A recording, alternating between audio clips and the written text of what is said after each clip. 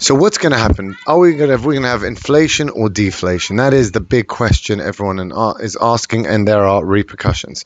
So the ones that say inflation go, look, we've had 3 months of 5% inflation in America. Clearly, there's a boom going on. Everything is doing so well, so therefore there's going to be continued inflation, and it's going to get to hyperinflation. Well, I don't think that's the case. This is all looking at back data, reopening of everything.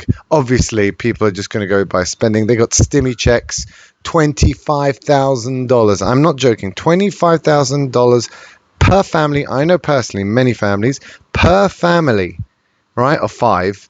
$25,000 in stimulus checks they got over 2020, 2021, right? That is an insane amount of money. That is how much they got. And they've just been added.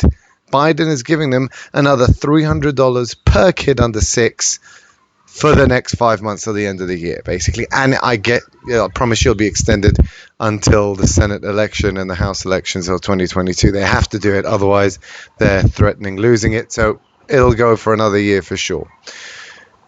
Tons of money. So that's like $32,000 now per family. It's insane amounts of cash going in. So you would think, okay, that's going to generate inflation, right? No, because the reason is there's been we are now at the worst investment rate in history. There's never been so little investment, and we have one of the highest savings rates in history.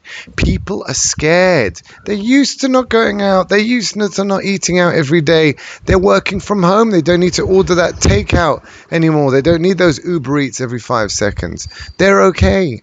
So spending is getting much, much more constrained. And we can see that from the latest unemployment figures. Just today, shell shocker of an unemployment figure in the US.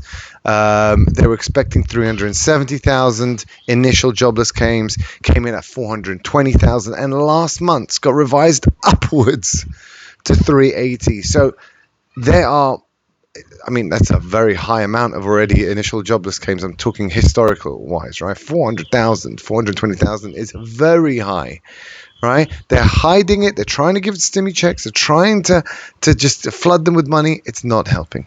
It's not helping. We have deaths of despair, opioid crisis, 100,000 people murdered by giving out stimulus checks and lockdown. Young people, remember.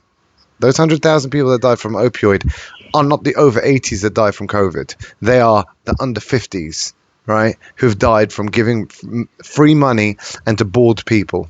Yes, they're going to basically take drugs. And you've got 100,000 dead in a year.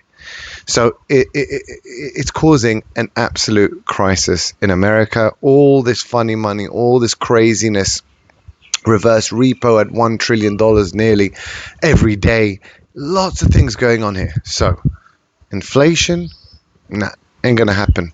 We're looking at deflation. If you look at the 10-year yields, it's going down, right? They're basically saying we don't think there's going to be inflation. Interest rates won't go up. We are going into a very big depression, and the federal government, it's not the Fed anymore. The Fed put was 2008 to 2020. Let's do QE, let's do stimulus, let's do all this. That's over. It doesn't work anymore. You've got 0% interest rates. They're issuing $120 billion a month. And it's still not helping.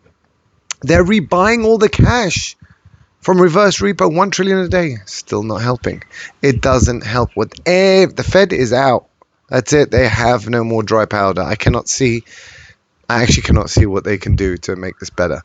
The only thing now is the actual government can just keep spending.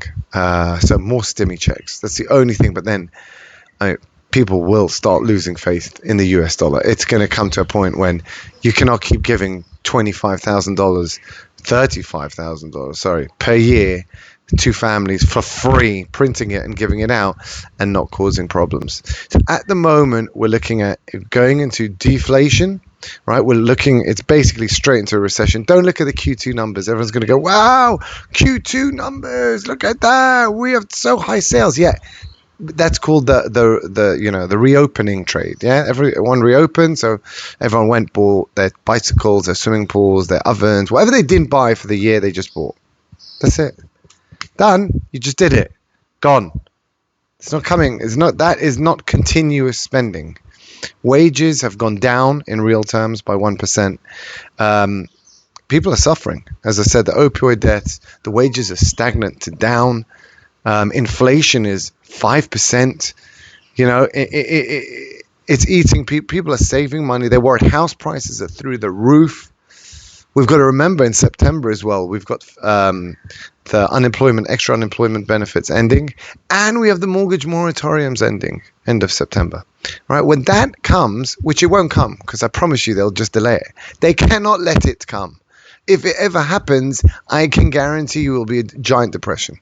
They cannot let it end. They will keep this joke going for as long as it takes, keep printing money, and that we'll have to do another discussion, but that basically destroys everyone else outside of America. But they have to keep it going. They have to keep the debt going. They have to keep this joke going, the false economy with no real growth, just speculation going. They have to keep it going. So stay in stocks. They have to keep it going.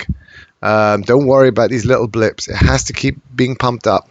There's no taper coming. There's no interest rate rise coming.